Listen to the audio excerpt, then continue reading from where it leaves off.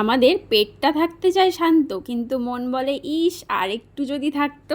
থাক ওসব পেটের কথা ভেবে আর লাভ নেই, মনের টানে বানিয়ে ফেললাম butter garlic egg chicken noodles. বানানো খুবই সহজ। প্রথমেই জল গরম করে নুডলসগুলোকে 80% মতো সেদ্ধ করে নামিয়ে রেখে দেবো। যেহেতু এগ চিকেন নুডলস, চিকেন তো লাগবেই, তাই কিছুটা বোনলেস চিকেনকে ছোট ছোট করে পিস করে কেটে নিলাম। একদম কিমা করার দরকার নেই, মোটামুটি ছোট করে কেটে নিলেই হবে। ব্যাস, চিকেন আমাদের সেজে গুজে রেডি। এবার নিয়ে নিতে হবে কিছু রসুন, সেগুলোকে ভালো করে ছোট ছোট করে কেটে একদম চপ করে নিতে হবে।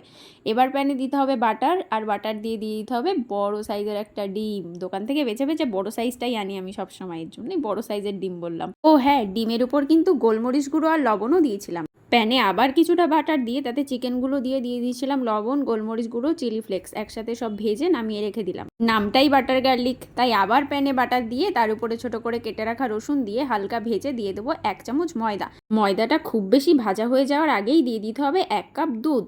দুধটা দিয়ে হালকা নাড়লেই তৈরি হয়ে যাবে আমাদের হোয়াইট সস। এবার একে একে গোলমরিচ গুঁড়ো, চিলি ফ্লেক্স, স্বাদ মতো লবণ দিয়ে দিতে হবে সেজেগুজে বসে থাকা এগ আর চিকেন। আমি এখানে আমুলের ফ্রেশ ক্রিমটা ব্যবহার করেছি, তোমরা চাইলে মেয়োনিজও ব্যবহার করতে পারো। এবার ওপর থেকে নুডলসগুলো দিয়ে 1 কাপ দুধ দিয়ে তার উপরে স্বাদ মতো লবণ দিয়ে ভালো করে নেড়ে নিতে হবে।